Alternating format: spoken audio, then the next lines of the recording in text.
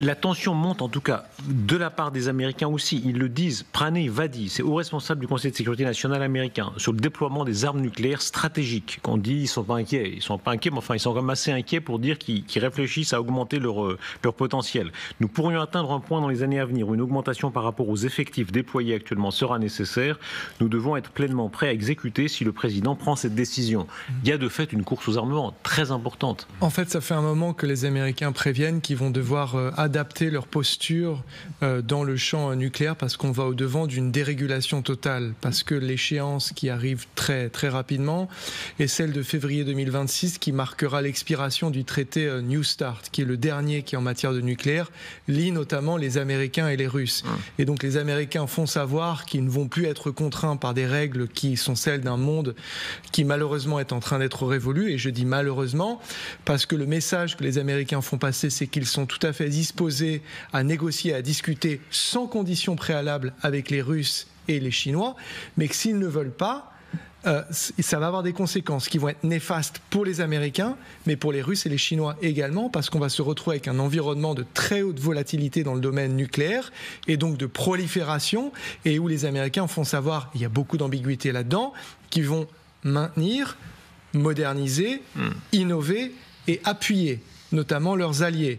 Donc ils font à la fois, si vous voulez, c'est une sorte de en même temps non conventionnel, savoir qu'ils sont tout à fait disposés à discuter, mais qu'ils ne sont pas disposés parce qu'ils sont en situation de faiblesse, simplement parce que ce serait meilleur pour le monde entier. Alors, diversité des points de vue. Ala Poédi, vous êtes avec nous en direct. J'aimerais vous entendre là-dessus. On voit que la France est très directement visée. Merci beaucoup. Vous êtes d'ailleurs en Ukraine. Bonsoir Ala. Oui, bonsoir Darius, bonsoir tout le monde. Oui, je suis en Ukraine. Dans la situation, il n'y a plus de lumière, plus d'électricité, donc c'est un peu les moyens de bord. Merci Ala, merci beaucoup d'être en direct. Quand la France, vous le voyez, est attaquée verbalement, en tout cas maintenant par M. Peskov, est-ce qu'elle doit réagir plus fortement à partir de maintenant? Et notamment, on en parlait tout à l'heure, permettre des actions même à l'intérieur, très à l'intérieur de la Russie en légitime défense? Oui, vous savez, la France est déjà attaquée depuis longtemps par la Russie, parce que la Russie est très vexée par la conduite de la France, bien évidemment. Les Russes et surtout, bien sûr, Poutine lui-même, ils pensaient qu'ils ont tellement investi d'argent dans la propagande, ils ont tellement travaillé les cerveaux des Français qu'il n'y aura pas de cette activité, assez active militaire battante contre la Russie. Et finalement, Emmanuel Macron, qui est un président très intelligent et qui a finalement compris la situation, il a tout essayé, il a compris qu'avec l'agresseur, il faut parler sa langue, la langue qu'il comprenne, c'est-à-dire la langue de la force. Donc il a changé le discours et aujourd'hui, déjà, la France se met en position de force, mais la vraie force, la force que la France possède, parce que quand même, il ne faut pas oublier que la France, ça reste en puissance, l'un des pays les plus puissants au monde économiquement, et aussi l'armée française, c'est une armée également forte, puissante, combative et qui a montré les vrais résultats sur le terrain. S'il vous plaît, là-dessus, Ala, pardon, vous dites une chose très précise, j'aimerais vos réactions là-dessus, Général Richoux notamment, oui ou non, est-ce qu'il faut maintenant faire le pas suivant, qui est de dire aux Ukrainiens, avec les armes françaises, américaines, etc., vous pouvez frapper n'importe où vous voulez, en Russie? Alors, militairement, c'est une évidence. Oui, mais bien sûr. Donc, politiquement, voilà. Alors, politiquement, ça va dépendre des équations américaines, etc. Mais votre avis à vous? Moi, à mon avis, oui. Je suis militaire. Donc, militairement, se restreindre est une bêtise. Soit on fait la guerre, soit on la fait pas. Faire la guerre avec un bras dans le dos, ça n'a aucun intérêt. Et on le voit bien avec le front nord de Kharkiv. L'artillerie est côté russe. Alors, si on n'a pas le droit de taper l'artillerie russe qui est 15 km en arrière de la frontière, ça n'a absolument aucun sens. Voilà. Oui, on fait la guerre ou on la fait pas. Donc on va finir par la faire pour de vrai. En tout cas, il faut assumer. Si on est dans la position du général, très bien, mais il faut la faire vraiment. Il faut envoyer nos enfants en Ukraine, il faut y aller, puis aller jusqu'à Moscou si on peut. Non. Mais si, mais c'est ça enfin, je veux dire, où on assume ce risque, ou alors on essaye de sortir de ce guêpier, d'arrêter de s'entretuer. Voilà. Déjà, je comprends votre point de vue. Honnêtement, j'ai pas envie de débattre avec le malheur d'un peuple et le vôtre.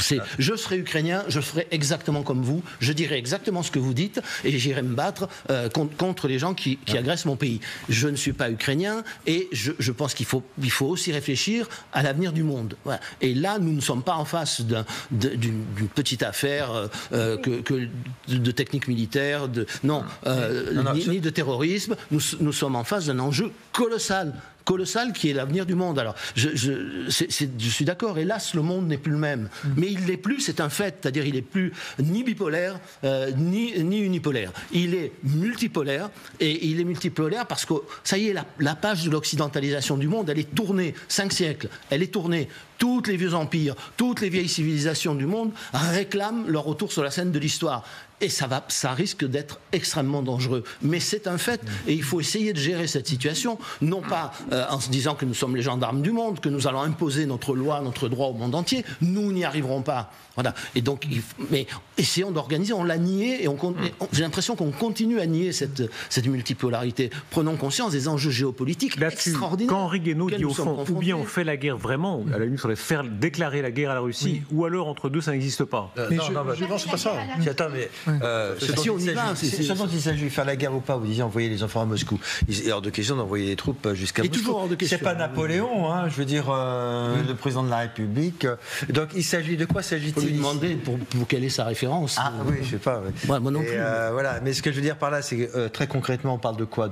Que des missiles à longue portée puissent aller frapper des cibles critiques, militaires, énergétiques, que ce soit au nord de Kharkiv, de l'autre côté à Belgorod, ou même à Rostov. Non, mais là, on parle de l'intérieur de la Russie. On a passé à l'intérieur de la Russie. Très à l'intérieur de la Russie. C'est ça, aujourd'hui, se donner les moyens à l'Ukraine de vaincre et d'aller frapper. Donc il ne s'agit pas du tout d'envoyer des soldats en Russie sur le territoire russe. On parle d'ailleurs, le Quai d'Orsay vient de dire qu'un accord avait été conclu avec Zelensky pour envoyer des instructeurs français, un déploiement d'instructeurs, on dit. Frapper à l'intérieur de la Russie, oui ou non, c'est ça le sujet. Ça, oui frapper, ou non, très à l'intérieur de la Russie. Pardon, ça dépend où. Si c'est sur des cibles militaires, oui, ça se conçoit. Mais je crois que ce que craignent les Américains, bien sûr, ils sont totalement opposés, mais même les Français, c'est qu'il y ait des victimes civiles russes et avec effectivement des frappes françaises, que ce soit les avions ou les scalps. À la Poédie. Oui, vous savez, j'ai écouté déjà, je vais réagir sur quelques mots que M. Guano a prononcés tout à l'heure en disant qu'on va envoyer nos enfants en Ukraine. Ben non, c'est pas ça du tout. Il ne faut pas non plus utiliser les manières démagogiques.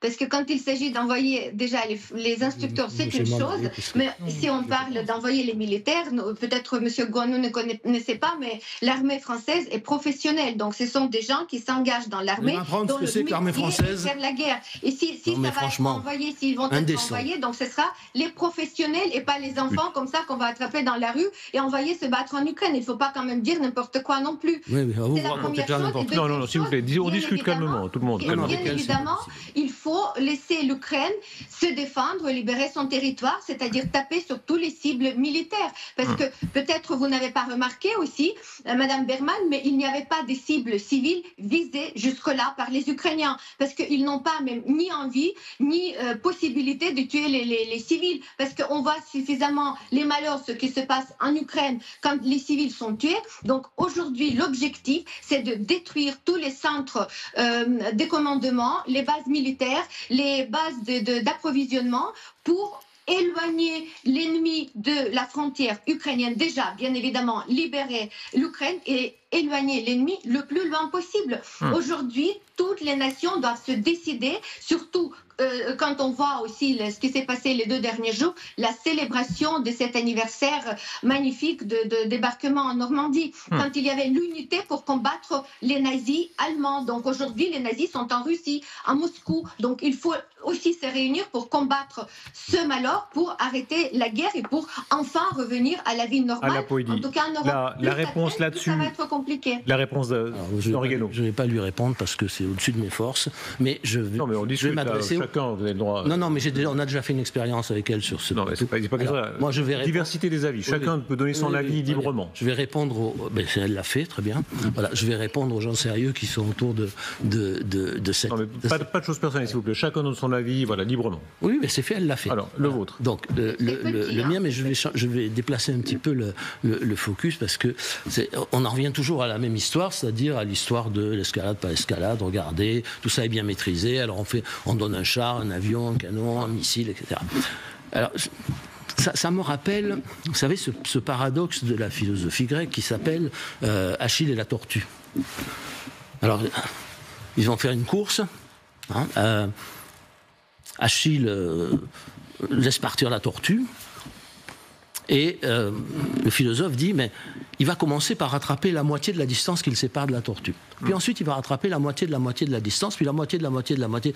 Et il restera toujours une petite moitié de distance d'avantage à la tortue. Donc, il ne rattrapera jamais la tortue. Ça, c'est la vision théorique, avec le calcul infinitésimal de la course. Mais dans la réalité, c'est pas comme ça que ça se passe. Ça, c'est la façon dont on décrit ici l'escalade. Hein. L'escalade, elle ne rattrapera jamais, Achille ne rattrapera pas la tortue. Mais dans la réalité, Achille, il rattrape la tortue.